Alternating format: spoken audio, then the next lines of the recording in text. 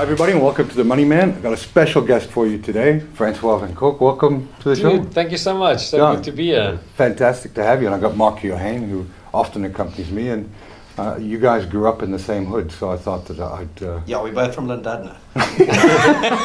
Surfers. Northern suburbs. Yeah. And you know me, Mark, I'll bet on anything. And I stumbled across this. Francois, you're fighting Derick. I am, yeah. And we'll get into that. We'll have a bit of a chat, but geez, I'd love to have a market on that, eh? Yeah, dude. I think you must just place your bets correctly. Well, this is why I've invited you in, All right. to get a tail of the tape, Cool. and, you know, look in your eyes and see what damage you can do. There must be a sparkle today, eh? Yeah, there was a rift in the force when I felt a shift in the force when the presence came, and it was obviously must have been you. It must have been, dude. No, I had a good session today. I'm feeling good today, I must say. How many hours today? No, just about an hour, but I had a proper sparring session with a guy that can box. I mean, guy with years of experience, and I felt good. It wasn't Jake Paul, was it? No. Okay. Yeah, fuck that guy.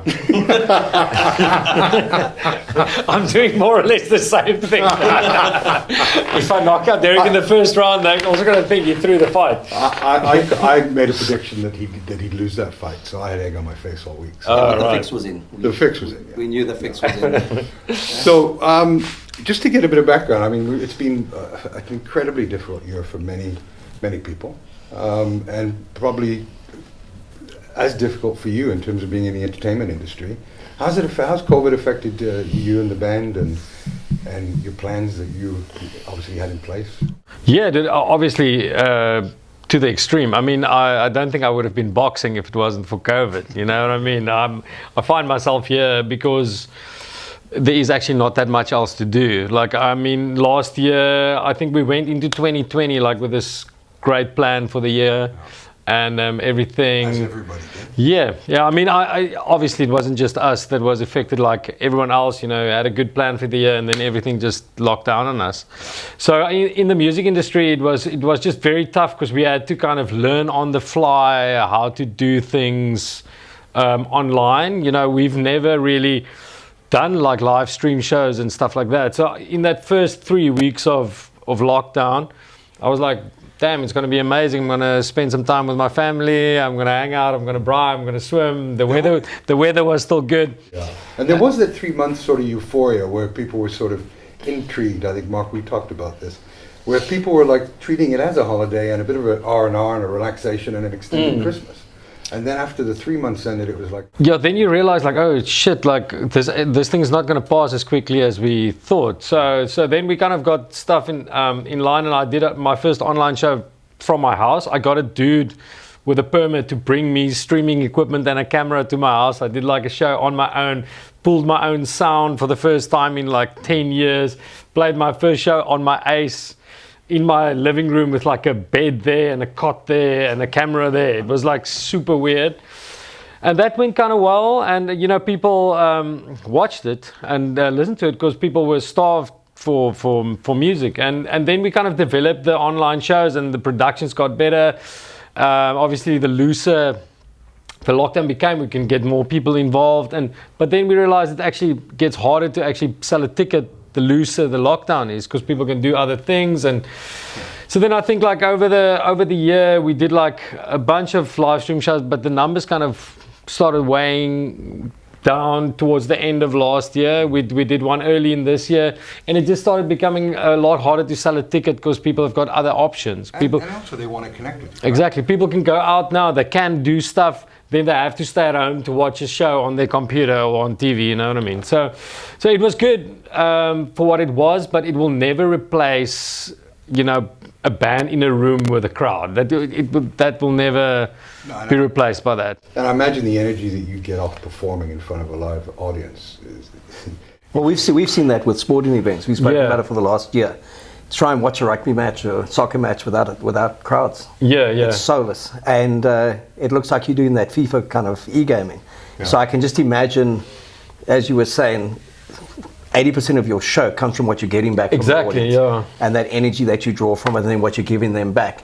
It must have been the hardest thing you've ever done, is to try and replicate that. Yes, yeah. We did things like Zoom rooms where we can actually see people watching us, you know, because that kind of helps to know that there's actually people out there.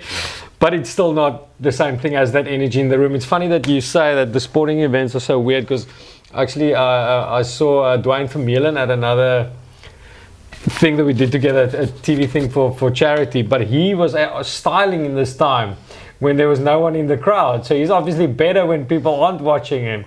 He was like player of the year, like Bulls forward of the year with empty stadiums. He's better like that. Like, I don't know, maybe he's the only guy that shapes like that. That reminds me of Orchid Brits back in the day, the pole vaulter. Yeah. And every time he would go close to 6 meters, he would be drummed up for him and Bubka. He's going to beat him, and then he would completely stuff it up. And we were having to Robbie Kempson's housewarming, all the Stormers players were there, all the Sharks players were there, and Orchid was there. And he had just gone over 6 meters, but at Stellenbosch, at Kutsenberg on his own. Oh, yeah. And then I said to him, but you know, he said, my fuck man, daar's niemand daar nie, dan gaan ek voor 6 meter. I said, but when Bubka's there and you're there, it's 5'6". Yeah. Like, and then I kind of figured out maybe it's the crowd that doesn't get him up. He needs to actually have that silence. Maybe he's like Dwayne. He's he would have loved the pandemic if it was in his prime now. Probably be jumping 6'2". Yeah, so it was an interesting time for us, but I mean, also for us, it gave us a lot of time to be creative. So I wrote with a bunch of people that I probably never would have, you know, wrote songs with people, you know, from my little office, I guess. I did a collab with Matthew Mole. He was up in Joburg, I was here. We kind of recorded the stuff in our home studios, and something that we put out eventually.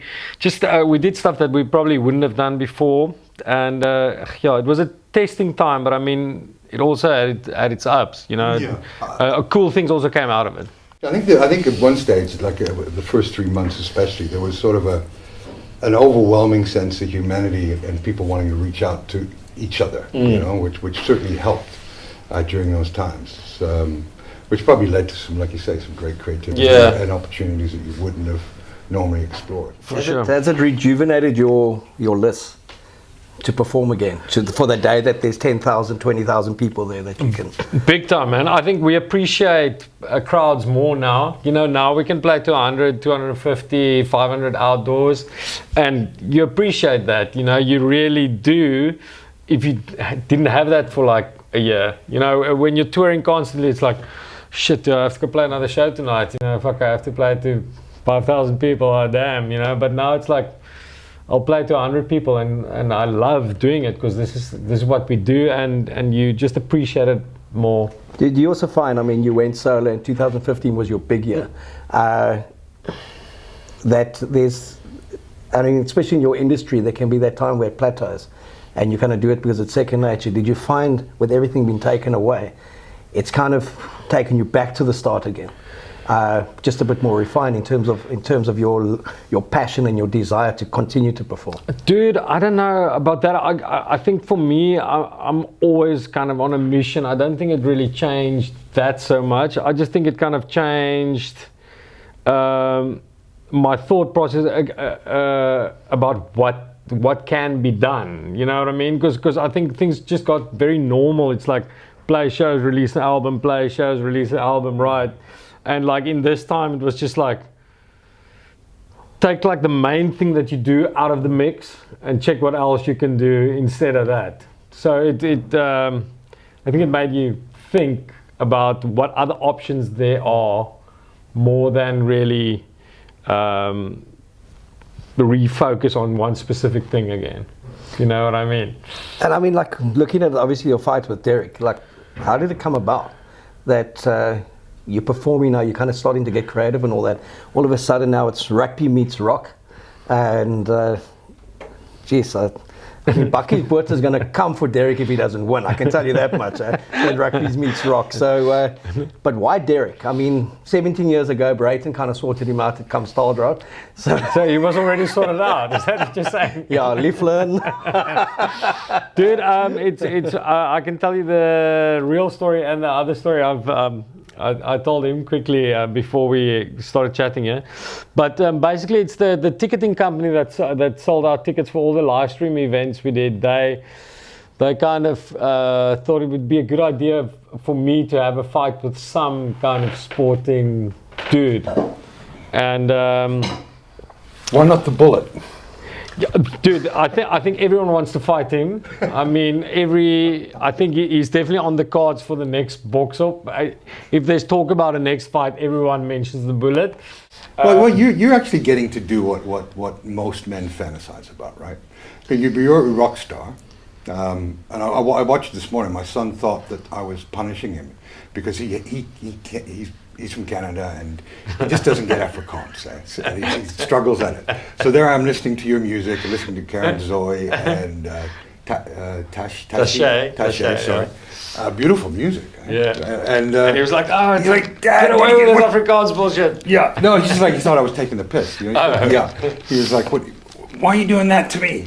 Because he has a day off today. Anyway, so you to me, and maybe I can answer the question and then he can answer it, but you're living your dream. You're getting to fight somebody in an arena, people surrounded by people cheering for or against you. You know, I don't know the culture very well here in terms of, I imagine that you'll probably be, people be cheering for you, but he is from Pretoria, isn't he? Yeah, he is from Pretoria, but I mean, for me, the arena where we're boxing is actually where I had my two biggest shows of my life. The Sun Arena, that's like, I did my Francois van Coke and Friends show there 2018, 2019. That's like kind of my career-defining shows, I think. So for me, I think it's like rather me coming home than him. Yeah. He's up the road at Loftus, you know what I mean? There they sang Lee Fling to him, not at the Sun Arena. But I mean, dude, it is because we are fighting, and for me, I don't have that much to do. It's actually the ideal thing for me at the moment. You know, I can get fit, I can train, and I can go all out on something completely different from what I do normally. So it is kind of like, I guess, a dream. Like I'll tell my friends, this is my last shot at sporting glory, man. At 40, it's my last shot. I'm going to give it a full bash. Well, yeah. I mean, you're blessed and lucky in that way, because I mean, I remember when I stopped playing sports, every year I'd say, I'll do something next year, you know, and it's just fucking the years slip away. So you're still a young lad at 40, and to get to be trying to knock the shit out of somebody. Name me a kid when we were growing up. I don't know about now with the snowflake generation and these young kids that complain about everything, but when we grew up, we'd always have 2 pairs of gloves. The dads would say, "I'll put those on." I had 4 brothers, and we were an Irish family, so we were fighting every day. When we grew up, you didn't have gloves. You just had to use your mitts. Yeah, like okay, gloves. You came from the southern suburbs. The other thing is, we're from the northern suburbs. I've had plenty of bar fights, but I never won. So this will be the first fight that I ever win. And then, your professional record's 0-1. Let's chat about you lost that fight. I did lose a fight. It's not professional, the amateur record. Okay, yeah. so This is actually my first professional fight because I'm actually getting paid for it. Cool. But I lost. I fought Rob van Vuren. Very controversial, I guess. Obviously, Yeah. I thought I won. Yeah. Rob is a good mate of mine. Yeah. A great sportsman, also a scrum half like me. He's in super good shape at the moment. He wasn't in that great shape when we had the fight, but me neither. We fought 3 rounds and he won on points. But I really thought I won. It was like he was bleeding and he had a black eye, but probably a Russian judge involved. Yeah, must have been the ref. Eh? something wasn't right there, bro. But he won, and I love him. He's a great guy, and he's in amazing shape at the moment. I actually should invite him for a sparring session now. Yeah, I'd like to see that. So it would. So after you knocked lumps out of each other for 3 rounds, or how many rounds you did it with Rob, what was it like afterwards? Cool. No, we were exactly the same before and after the fight. There was no hard feelings. But there's no holding back, I imagine, during the fight. No. It's weird if you actually fight someone that you're friends with, if you can see the fear in their eyes and you keep on jabbing that fear into them, you know. It's a weird feeling, but no love lost whatsoever. Oh, cool. And how did it feel? That was your first fight in a ring. Now, how did it feel getting that first punch. You know, Mike Tyson used to always say everyone had a plan on how to beat him till he hit them. Until somebody changed the face. Yeah, how did that feel? Yeah, dude, to be honest, I've been punched hard when I was a lighting. So I've felt that when I was a kid already, you know, like where someone hits you and it actually goes black. So I felt that when I was young. So, I mean, I'm not so scared of getting punched. It's more about me landing punches that I want to get right.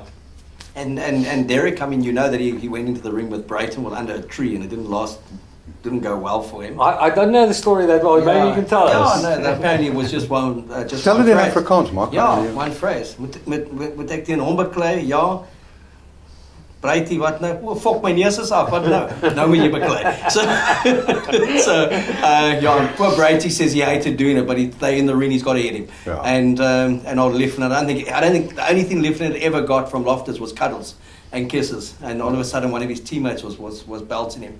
But he's a fascinating character, one of the most talented South African rugby players. And Brayton wasn't the guy to hit him the hardest. I think that was Brian Lima. Oh, that was hectic. Yeah, well, I mean, Brayton got him in the nose, so that's obviously a soft spot. Because when Lima got him in his lower midriff, he got up. It's one of the great Derick Hougaard stories, is that he actually got up to continue that test in the 2003 World Cup. But yeah, such a talented player, had so much success at the Bulls. He's from Lampo, so he's out in that.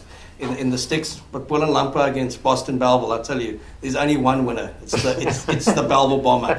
Oh, it's sitting on my right. It's not even a contest. I like your confidence in him, bro. It's not even a contest, okay? So is that where the smart money's going right now, Mark? Smart money's going there. Yeah. So Derry's got two weaknesses. One's the nose, and the other's the Achilles. He had a bad Achilles. So his footwork's not going to be so there. as you go in, if you hit him just like a little kind of foot on that Achilles, my Achilles is now off. So. But had a bad run with injuries at Leicester, has come back, and I think he's also one of those guys that I've always felt with him that there's an unfulfilled conclusion to his sporting career. Yeah, obviously injuries cut his career short, and I think for him, this is also definitely like a little bit of a comeback for him. So I think he's definitely focused on that, and he's obviously the bigger guy and the guy with the sporting background. So I would say he's the favourite. Is he going to make the weight though? I hope so. Like, if he doesn't, I don't think the fight's going to get cancelled. I mean, so I'll have to fight him regardless. But I hope he makes the weight. But I mean, like he likes to talk about, you know, the mentality of big sports. But I mean, in playing music and rock and roll, you know, there's a lot of thought and hard work and things that also goes into that. So I think mentally, I've done a lot of the same things. I haven't played professional sport, but I feel like I can probably have the same focus as him if it comes to a fight. Yeah, and when I look back at the older rock and rollers, the stamina they had to shag as many women as they can. I mean, and then to play a whole gig and fight. Yeah. So and then throw every piece of furniture out of the hotel room. That takes a lot of commitment. Yeah. No, I mean, rock and roll it's a hard life, bro. So let me sorry, Mark. This isn't. It's 6 rounds, but it's not 6 3-minute rounds. You want to tell us what the format is? Yeah, it's 6 1.5-minute rounds. Yeah. Does that include the 10 count? Yeah, it does. So I think it's a 1.5-minute rounds with a 1-minute break. So at the moment, I'm just training 3-minute rounds. I want to be as fit as possible when I'm in this fight. So. Yeah. Well, I've seen you on stage. I saw that, you know, on that one, the Suburbia song. Yeah. I'm sure there's more to it in Afrikaans, but when you get on the stage and do a bit of a press up, I mean, you know, Will, a shrinking violet, are you?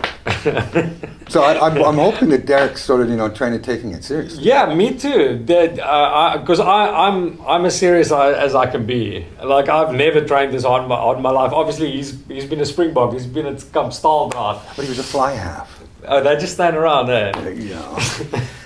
But I mean. Sorry, but I mean. I'm training as hard as I can, and I've never trained this hard, so I'm on a mission. Like, are you feeling confident? I am feeling confident. I mean, I've done this before. I've been in the ring. I've been sparring with people now that are better than me, people that are on my level. I can test myself. So I am feeling quietly confident, to be honest. What's the matrins that are coming out of Pretoria from Liefland? No, I think all the rugby dudes are convinced he's gonna beat me. I mean, but I think it's like a rugby thing, you know, like we're rugby players, we can fuck up. Yeah, but this play music, you know what I mean? Yeah, but I think the way they're missing the point is the mongrel. I think I'm sensing a mongrel, you know, in you in terms of your background.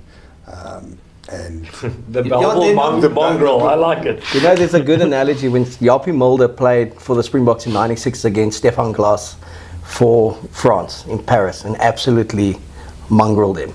Yeah. One of the French rugby writers, and they're very poetic in the way he described it. He said picking Stefan Glass against Japie Mulder was like inviting Mozart to a hard rock concert. It was never going to happen. I have a little bit of a feeling like this, that you haven't got a hard rocker coming up against you. You've got a bit of a Mozart. So that's why I'm confident. And with the greatest respect to Derick, he's a lovely bloke, but he's going to take a beating. I want to know that if you knock him out in the first round, do the rules allow for that, or do you have to take it to 6? No, the rules rules are open for I can knock him out in the first round, but I think I don't think that's going to be my approach. I think the way he's going to come into the fight, because he's heavier than me and he's a bigger oak, I think he'll probably try and knock me out in the first couple rounds. I'm saying he's bigger than what he was when he was playing rugby, right? Okay. I think he's going to come hard at me, and that's why I'm working hard at my defense, and I'm going to keep him out for the first 2 rounds, and then I'm going to climb into him. So you're saying he's going down in 3? I'd say around 3, 4, 5, before 6. So you're using the first 3 rounds to show people your skill before you knock him out. Okay.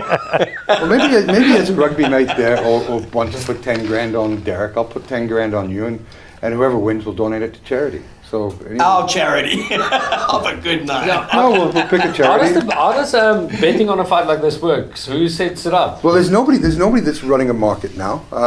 Maybe one of the bookmakers will take it up. I'll have a chat with the guys that I speak to. But you know, it's tough to bet on something where they don't have the information. Yeah. So hopefully, I can give them a bit of information. Yeah. And maybe it'll be something to interest them, but I can't guarantee it. But I'll bet on it. Cool. I'll run a little. Yeah. Okay, so our money's on Francois van Coke. On the Boston. Yes, What's it called? The Belleville bomber. The Belleville bomber. Belleville breaker, wherever you want to go with this. Manne, hier kom dit in. Vir Derick wil ek vra, is jy reg? Is julle boys reg? And he's a farm kid, okay? Boland Lampo meets Belleville High. On the rugby field traditionally, Boland Lampo wins. Not in 1998 when I was in matric. In the suburbs? Really? Yeah, we actually beat Boland Lampo when I was in matric. 1998. Or in Belleville. In Belleville, yeah. But when you take the Boland Lampo oak into the suburbs, it's like big lights there for him already. So let's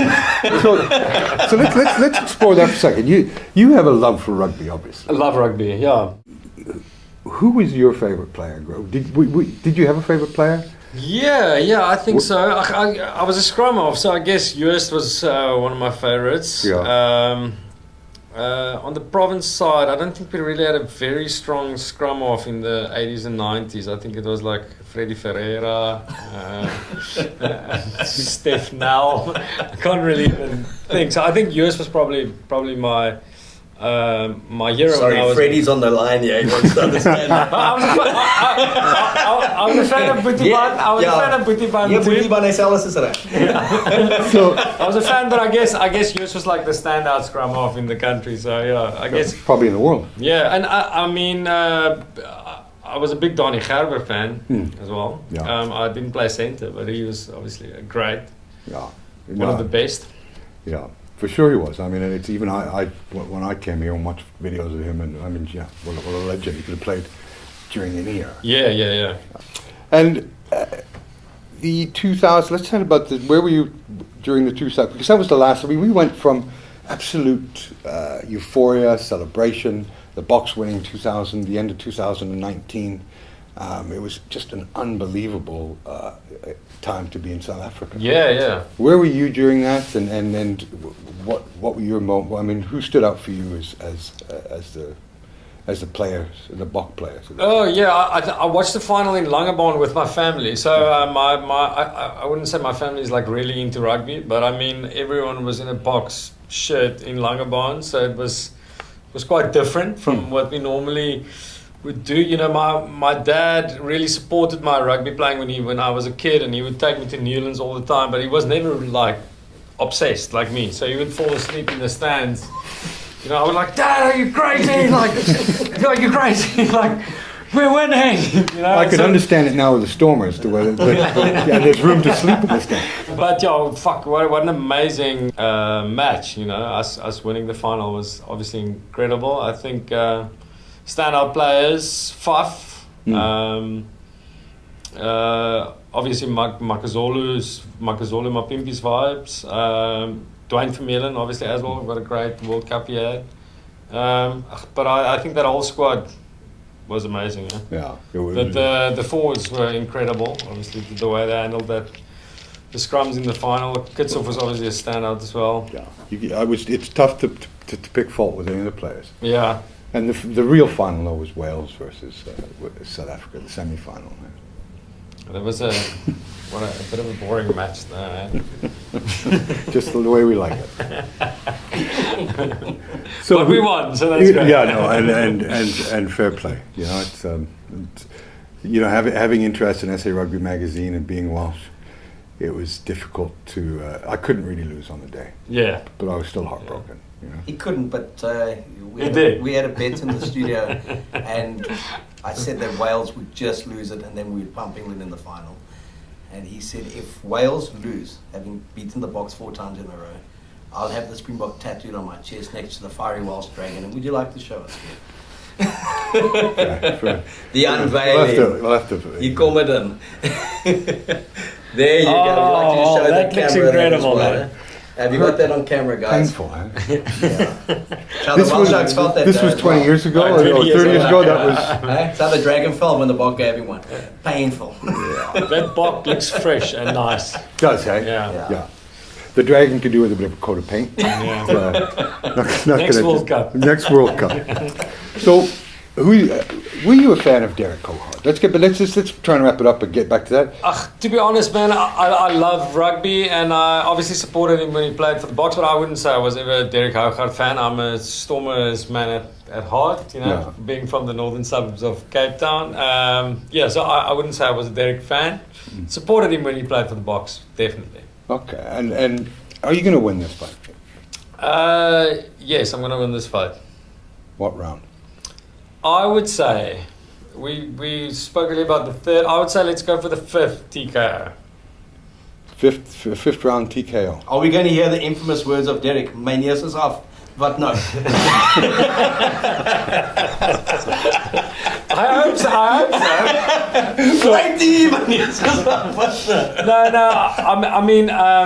I'm not. I don't really want to make claims of like when I'm gonna win the fight, but I mean, all I can say is I'm working towards a victory, and I'm focused on that.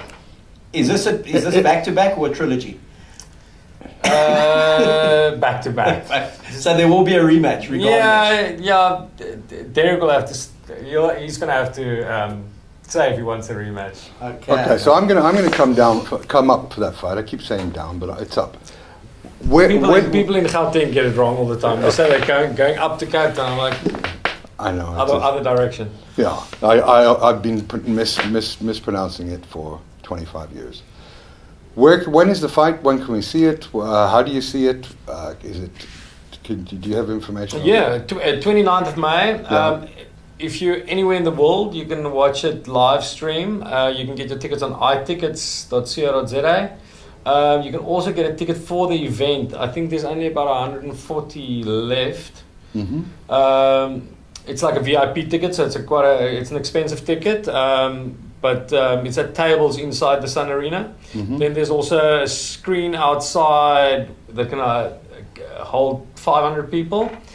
Then they also have it. They're going to have it at 5 new metros around the country as well. So you can actually go sit there with a popcorn and a slush puppy and watch No, it's got to go 3 rounds at least. You can't go in there. Yeah. Watch And me, then a minute later he's down, eh? watch me move, Derek. But, Yeah, if I get a bag of Whispers and a popcorn and a medium-sized you want Coke, to see I- something. But I mean, there is 4 pre-fights, and there's going to be some live performances. Tasha, that you mentioned Yeah, earlier, Tasha's performing. Jack Barrow, a friend of mine, is performing as well. Yeah.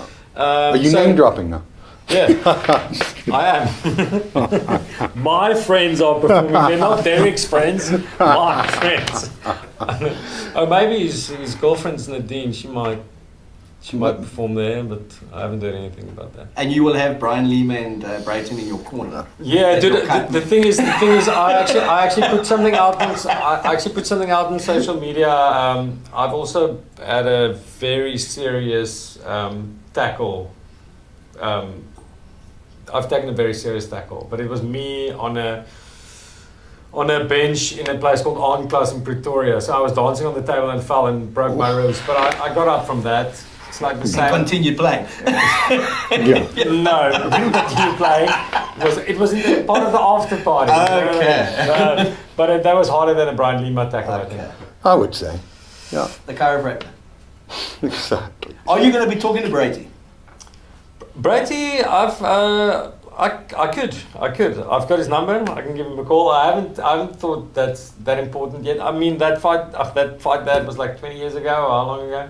Yeah, but I think he left an indelible scar on the psyche of Derick. Okay, should I I contact think you him? must. I think Brady will be telling you. He's going to look at your feet, and that's when you got to hit him.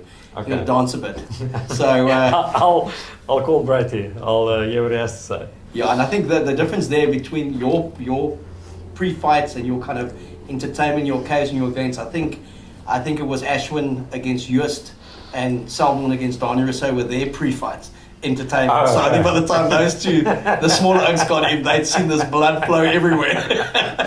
No, we've Like also just panel beating each other. We've also got like 2 heavyweights fighting just before us. So The undercards. yeah. Cool. So that is on the 29th of May. Try and make a plan to get up there and maybe I'll buy a ticket. And, what are they, about $2,500 or something like It's that? about $2,000, I think, eh? Yeah. Okay. Yeah. Yeah, and we'll be obviously in the build-up to the fight over the next month. There will be kind of Can we come to the gym and train a couple of your sessions? Damn straight. There'll be daily updates on SA Rugby Magazine on a few other platforms as well, Cape Town, etc. Yeah. Cape Town boy, got to back him. Yeah, thanks, And- guys. And even though Absolutely. Derek's originally from Cape Town, we're going to say And he's a rugby player, he's a but rugby you know. player, yeah. Yeah, but look at the muscles on this guy. Yeah, but I'm backing rock over rugby. Oh, for I like sure. that. Thank you so much. Yeah. No, I'm thinking first round. I'm not going to go. I'll pay the $2,000 to watch it. I'm not going to go to the movie theater and waste money on popcorn and Whispers. I won't get through them. I don't want it to go 1 round. I want to see his fighting style for 3. Well, in Wales, Yeah, we Because when you come from the Yeah. suburbs, you've got to impress a little bit. But Okay? think, Mm. the You thing gotta is, dance before you move out. I've been training a bit. I want to look like Yeah. I'm boxing. You know what I mean?